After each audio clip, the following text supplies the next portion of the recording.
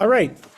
So what we do is we make use of the posting. I sent it out in the email explaining the meeting itself of the student activities. Amongst the things is we're collecting your leadership levels, because on the student activities, we will go ahead and put in your names as a point of contact. If you don't want to be on the public side of things, that's fine. You don't have to list your names, but it's a way of engaging with inquiries that might come in. If we don't have your group, we'll reach out to you to get a short synopsis. We'll reach out to you to get the leadership. If there's corrections that need to be made, you can send them to Steve Geringer, and Steve's email is actually located here, including if there's corrections on your leadership team that need to be made for the clubs and the organizations. The thing that we encourage is that you have a live link to your organization. And obviously that allows people to find out more about what you're actually doing. So the third point, write up leadership, and then if you don't have a live link, to go ahead and send the live link. The more important aspect of today is actually in the handout. And what that handout is a review of what we do and how we actually do it regarding student organizations. We are a subset of Yale College. And so I know that Yale College has the organizations under, the various groupings, Yale Connect, the student groups, and you need to be a part of that. And then we have this level of support in addition to the Yale College, the School of Engineering. And that's one of the key things, is the funding. So the first thing on your to-do list is organize your funding proposals. And then those are due by 5 o'clock on October 2nd, sending them a copy to myself and to Danielle. And we provide some links of the proposals within the document. You can pull those up and look at them, but they all contain this information. What is your group? A little bit on the history, who is in your organization and what their majors are. Funding is coming from Cs, so it's really great to have a majority of your members from Cs. It's also really great to have people from not Cs involved as well. Contact information I had spoken about for the leadership. And then please just confirm that you're listed as a Yale undergraduate organization. There's a couple reasons for doing that. One is that you get access to 25 Live for reserving rooms. You also get access to Yale College. There's some money available for pizzas and things like that. And I believe there may be, but don't take me for this as truth, there may be access to vehicle rentals at times that might be needed. There may not be, but definitely, and we require that as a component for your funding, because of one other important area. By registering as a Yale undergraduate organization, you fall under Yale's insurance program. And so that's an important component that takes care of you and your members and the school.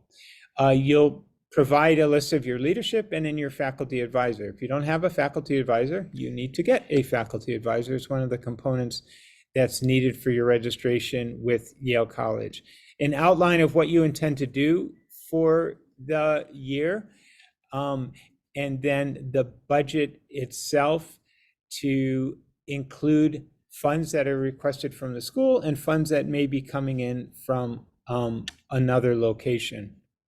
And then there might be any other relevant information regarding your organization, your association with the national groups, and other details.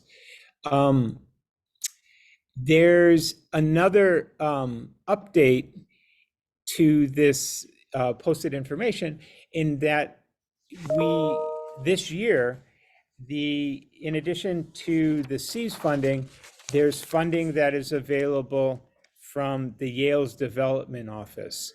The next time that you pull up this document, it'll have an updated version of this information that'll be under here under item 6. But Yale Development is having a program called Yale SOAR, Yalesoar, and that's an online giving campaign tied with Thanksgiving for 1 week. And so your group can register directly with Yale SOAR to be listed for online donations. So that is one additional site of potential funding. So again, if you type in Yale, all one word, SOAR, it'll take you to that. It'll take you to that lead. The level of your budget need not be overly specific, but it does need to be specific. So as an example, from a Design for America, what is the group actually doing? Who are the members and the leadership? What are some of the activities that are taking place? And then in the end here is the actual budget. So they show this breakdown. You don't have to show where it's actually being applied, but the details are there, meaning that we have a workshop, it's going to have this cost, we have this outreach activity, it's going to have that cost, and then this is the ask from your group. If you are getting outside funding, we ask you to go ahead and to note that external funding, example here of a project team that gets outside funding that identifies here how much funding they're going to get, how much funding they're asking from the school, and then how much outside funding that they're requesting. So for example, X comes from the Yale School of Engineering and Applied Science, Y from the Dean's office, and then beyond. So that's the example of a group that's asking for funding for more than one area. We have a group at the Yale Development Office. They do a great job in securing the funds that go to your team. And the size of the pie is roughly about the size of the pie last year, i.e., we're looking to support your work at the same level of last year.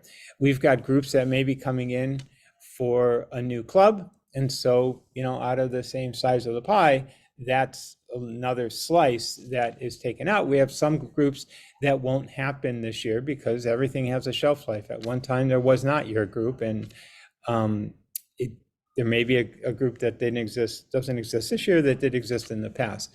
So for your budgets, we're encouraging you to look at last year's model and how can that relative amount allow you to do the work for this year. Your request shouldn't be 10 times last year. It can be some fraction or some small multiple, 1.5, 1.25 of last year, but we're not in a position to say, you now need your request is twice of what it might have been last year. There's obviously factors that we've had 2 times the growth, we're doing 3 times the activity, but in general, to move things forward, again, the slice of the pie is about the same. So we're all, going to do what we can to support the work that you actually do. You can, in addition, we had walked through this, the support that we can offer, and augment it through the Yale SOAR program as a source of income through other groups at Yale. You cannot approach School of Engineering departments. We take on that function. So please do not, and if someone makes a mistake and they do, that's fine. We'll just, correct it. Even if a department awards you funds that take, for example, Society of blah, blah, blah engineers, also approaches the Department of Mechanical Engineering, in all, no misintent here, for support. And that department chair says, yes, this is a worthy cause, we'll go ahead and support it. When it runs through our business office, we'll recorrect that. And so We support the departments, we support you, and therefore, we'll be the single source of support. All right, key dates are in fact October 2nd at 5 p.m. and then getting those proposals in. They don't have to be fancy, they don't have to be extravagant, but they do have to be detailed in the information. I will pause and see if there's any general questions on the funding proposals. All right. A subset of the proposals, and we're going to come to it in travel when we're collecting travel documents, is the following: that we recognize that there's value in travel. We want to support the travel. We also note that if people coming out of COVID, there's this pent-up demand for conferences that weren't held for 5 years, 3 years, 2 years, to now be held. And desires by the Yale students to actually attend those conferences, which we want to go ahead and help and support. What we are asking is that your group self-funds 25% of your travel costs for a conference. And what does that mean? Is that we want each group that's making a request for travel to have basically some, quote, skin in the game, to be doing some things to cover that travel cost. We also recognize that we don't want this to be a burden on anyone. So if your group decides that, you know what, we're going to cover our 25% travel cost requirement by each of us paying as individuals that amount, 25% of the travel, we don't want students that don't have that ability to be burdened. So do we ask that in those cases that student could write to Danielle and I, and we'll pass it through everyone, and ask for support, basically a scholarship. And students that are on financial aid will work with that. That's your choice of your group of how you want to cover that 25%. If you want to say, yes, we want to do this by individual payment of that 25%, and then if students have difficulty with those means, then we can provide the School of Engineering the support for that group. If your group says that we want to go out and fundraise, that's great. We don't have a burden on any one different member. If your 25% goal isn't met, we will still move ahead with the travel, but there is this, okay, what are we doing as a group? What did you do? What did you not do? Everyone will cover for that trip, but we'll work extra hard with you next year to ensure that there is some, quote, skin in the game contribution of the 25%. This is all because there's a pent-up demand, there's more opportunities, more desire to travel, but the funds that we have are limited. So as people ask for things like, yes, we can stretch our reach by asking you to help out when it comes to the travel aspect of things. So I'll pause on that. I know this is a little nebulous. I know that we'll provide more direction on things. For your budgets, you don't have to address that. We'll come to you with a more detailed explanation when we see travel and there's a request for ticketing. So how it will work operationally, we'll approve the budgets. You can go ahead and book that travel. Judy or Danielle and or others will help as assistants. And then we do have this expectation that you're going to be doing some type of fundraising, some type of a 25% contribution, and we'll work with each group individually on what that actually means. All right, that's a little bit of a twist on things, so I'll pause and see if there's general questions or comments on that. Okay. Yes.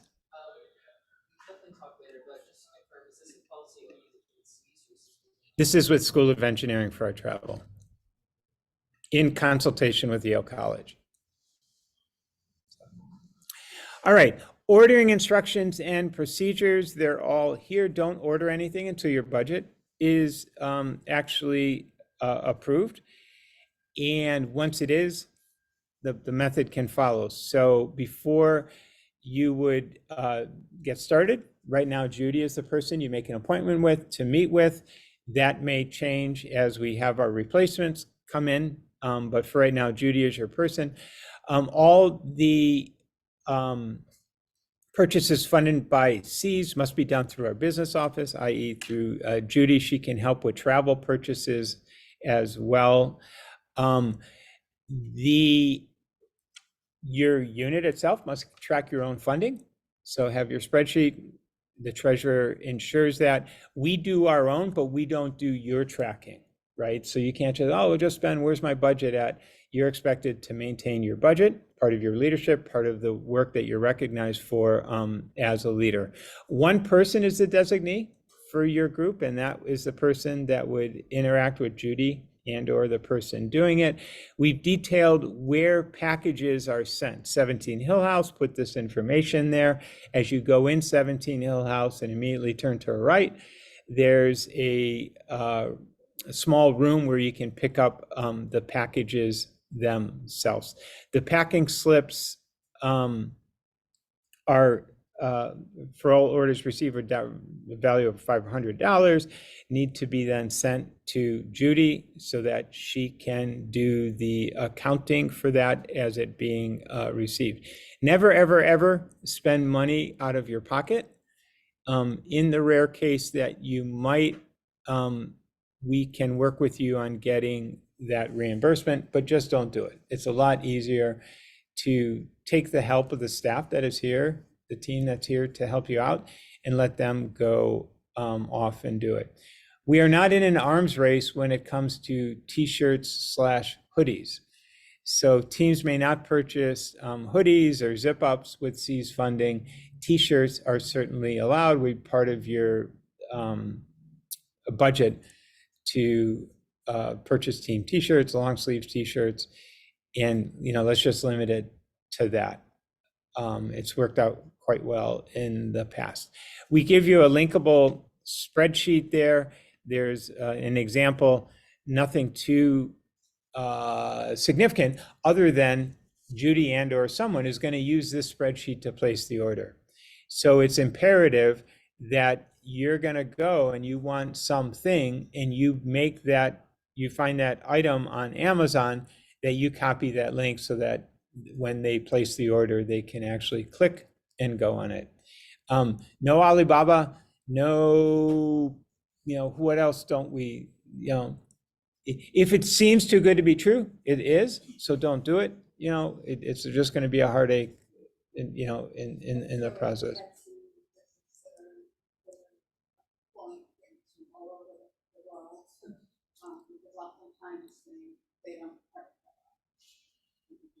Good.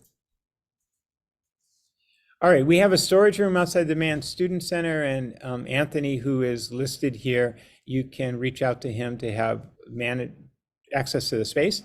And that space is managed by you all. So we basically allow you all to self-manage as the clubs and organizations the space, and it's worked out quite well.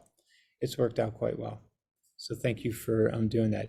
If you want to make use of the Mann Student Center, the graduate engineering community organization, GECCO,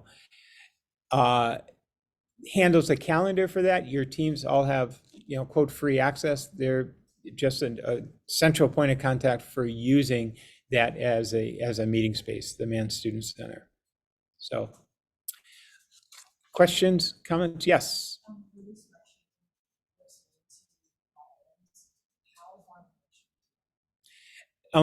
A bit in advance. I know that's nebulous, but like anything, doing it 3 weeks in advance is going to help everyone because it's not a priority.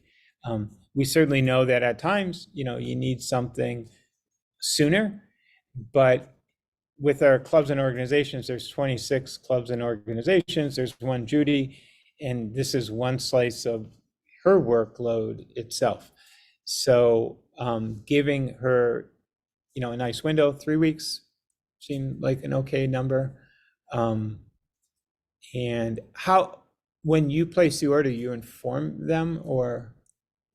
Yeah, so you'll get a note back and that things are taken care of. So, all right. Moving on ahead, domestic and international travel. There are details here when it comes to travel that you have to follow through, i.e. you have to register your travel on the Yale University student travel website. Going down to item number 8, that there's key things for domestic travel, there's key things for international travel that Yale College ensures. So the guidelines that are posted there have to be followed, and then the registration is a key part of that. For use of vehicles, Yale driver awareness course you have to be signed up for, and there's some details there, basically using your head when you're driving a vehicle as a club leader. Regarding the checklist, important to send the names and itinerary to myself. The registration is important. And this aspect here of these travel documents that are essential when you need them and easy to say, oh, I'm never going to need that. But something happens and you don't have your Yale health insurance card, your team's at a disadvantage. You have your card, that's a good thing. Even though I said card, you get the idea. It might be a digital reference or things like that. So comments, I'll pause on the travel and see if there's any questions on that. Yes.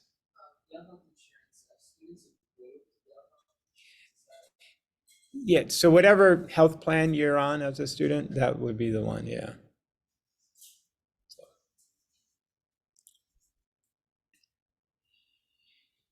Okay, example of what the itinerary actually is, to go ahead and submit. You are covered, your groups are covered by an umbrella policy at the university if you're a registered student group, and you have to be a registered student group to get SEAS funding. So that's the good news. Marge Lemon is with the Office of Risk Management, and so she oversees the insurance policy for the university, which includes us. So as a team goes out into the community, you're covered. As a team goes out and runs a race car around a track, you're covered. As a team launches rockets, you're covered. Why? Because you've done all of these things that fall under that insurance policy. If you are doing things like a race car or a rocket, or activities that involve an engineered system, then what you need to do is pay attention to the Environmental Health and Safety website that will walk you through your proposal for the work that you're doing, and it'll walk you through your safety plan for that activity. So for example, I mentioned the race car. When the race car is used, say at West Campus, there's a safety plan that says, here's what we're doing, here's how we're going to respond to that. Here too, this is super important as, in essence, an insurance for you if something unfortunately happens, is that you've thought this through as a group and that we are prepared for the response. So part of that safety plan is noting who is on the race car team, who is there, what are their cell phone numbers, so that if there is a problem, that we have all that information accessible.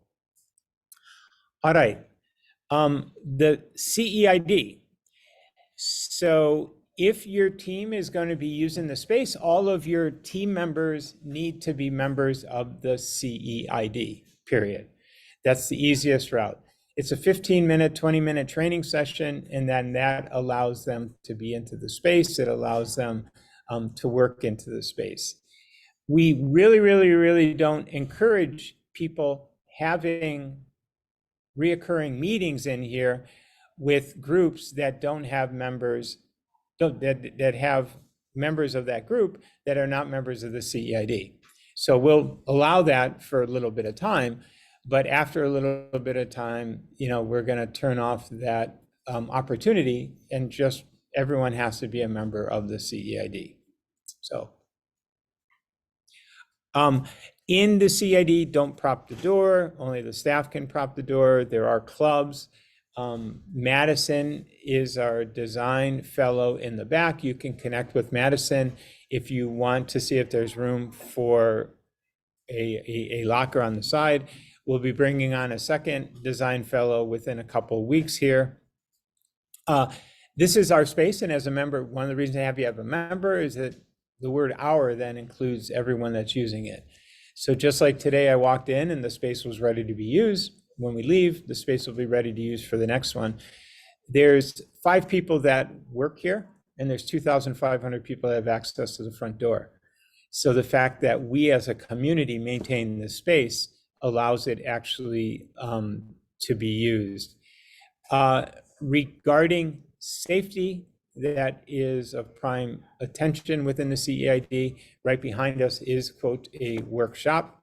And so there's information posted next to the eyewash station on emergency response. Basically, call 911, call someone at the CEID. We'll be here to give you help, assist those that need it, including walking them over to the clinic as needed, and then give me a call. So, all right, CID use, we all okay? Finally, the last point is here's all the contact information. So I said Steve Geringer, there's Steve's email. Judy's email is here. We will post Danielle's email in here as well. Marge, Madison is listed. And then at the bottom is my cell phone number if you're in a CID or need a problem or traveling or anything like that. So that is it. Again, we're super excited to help you. We've got a large team behind the scenes that make everything go, and the work that you're doing is really important. You know, I hope each of you can think back when you're applying to Yale and go, oh yeah, this is like a really, really cool thing. That being that there's some engineering student organizations to augment your education, to augment the work at Yale College, to augment the residential college. And so that is officially it.